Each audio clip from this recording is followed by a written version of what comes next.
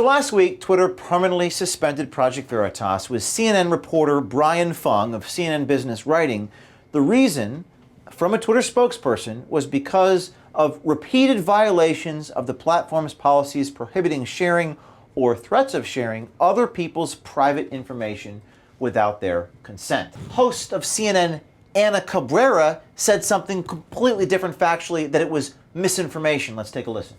And of course, social media plays such a huge role here. We're starting to see companies crack down to try to stop the spread of misinformation and to hold some people who are spreading it accountable. Brian, for example, Twitter has suspended the account of Project Veritas, a conservative activist organization. At least that's how they couch themselves. We have never in our life, I have never in my life referred to or couched this organization as a conservative activist group.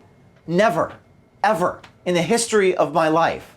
And Ana Cabrera just made a demonstrably false statement and said I've referred to ourselves as a conservative activist group. I almost think you need to create a PRETRACTO. I need a theme.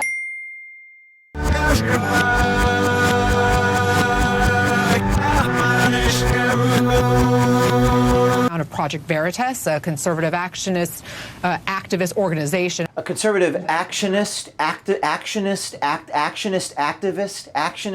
She's correcting herself mid-sentence because even she realizes the absurdity of her just basically making stuff up about how I've identified who we are.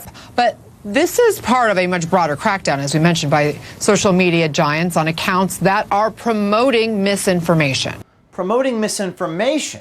So Ana Cabrera is saying that Twitter is doing this to us because of misinformation, but Brian Fang of CNN Business is saying that that the platform suspended us because of repeated violations of posting other people's private information. Brian Fung even tweeted from the spokesperson who said that our account was permanently banned for what the platform says is repeated violation of the company's anti-doxing policies.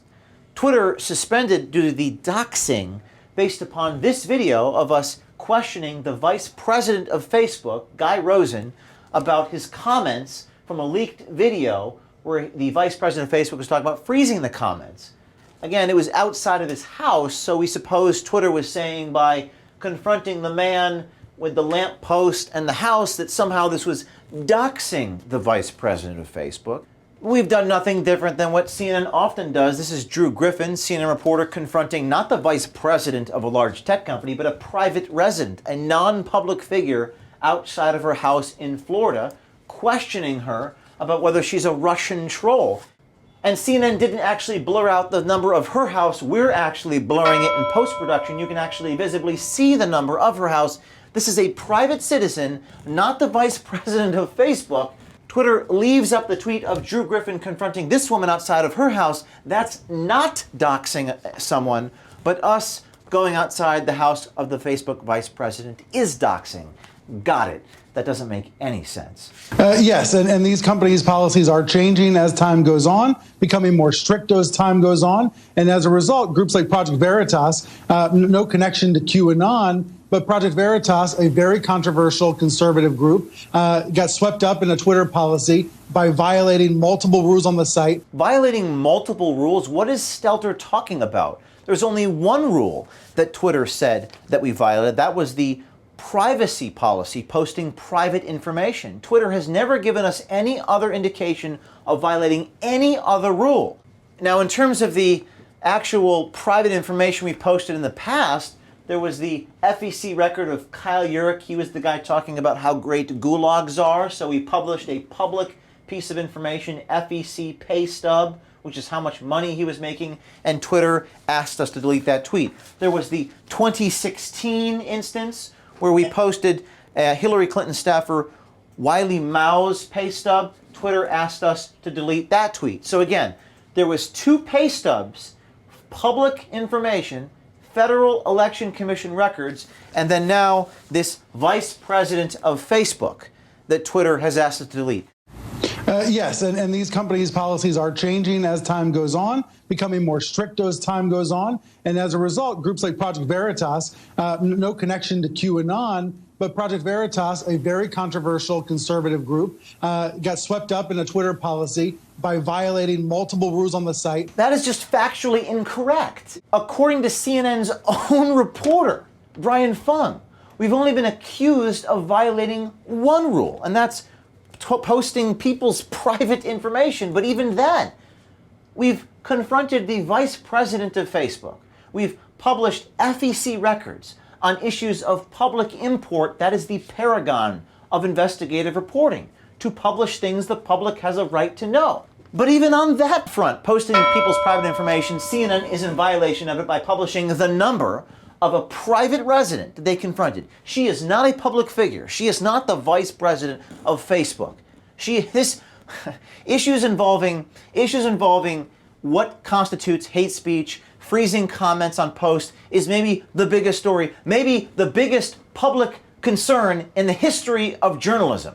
And CNN is allowed to confront a private resident and leave the number on her house. That tweet remains on the internet. So we called CNN's Brian Fung to get clarification on whether he's right or the host, Ana Cabrera, got it right. Only one of these two reporters could be factually correct. One of them is an error. Did they tell you or give you any reason to believe that we were being violated or, banned for any other reason? No. But they didn't tell you, for example, they didn't say, oh, geez, Project Veritas is being suspended because of spreading misinformation. They highlighted it. Didn't say that, no. Okay. Do you know why Ms. Cabrera, Ana Cabrera, and Brian Stelter from CNN have reported that? I don't know that. Mr. Stelter replies by, yes, Project Veritas got swept up in a Twitter policy by violating multiple rules on the site. Do you have any reason to believe any of that's true? I think he may have reporting that I don't have, so I would suggest checking in with him.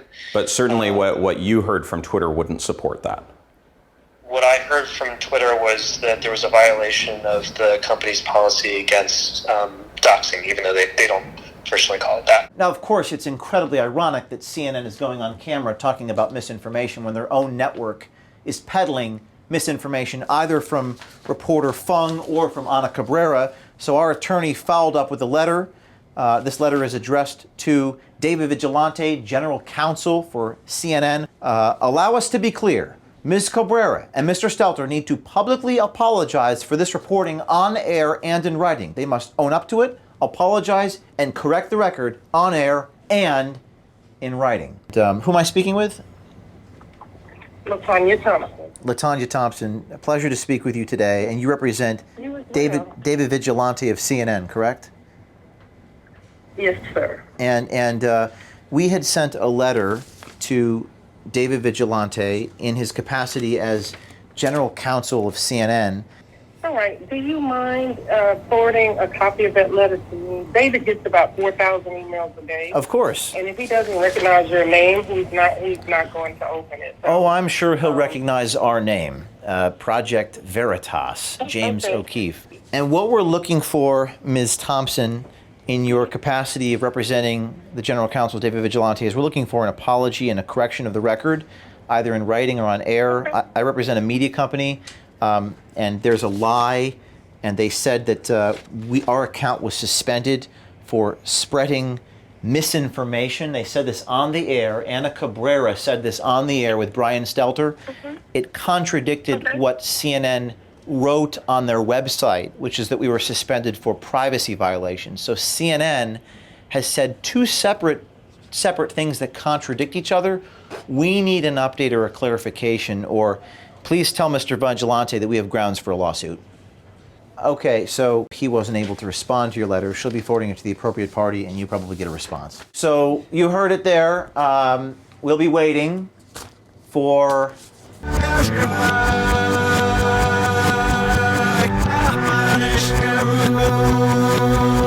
PRETRACTO.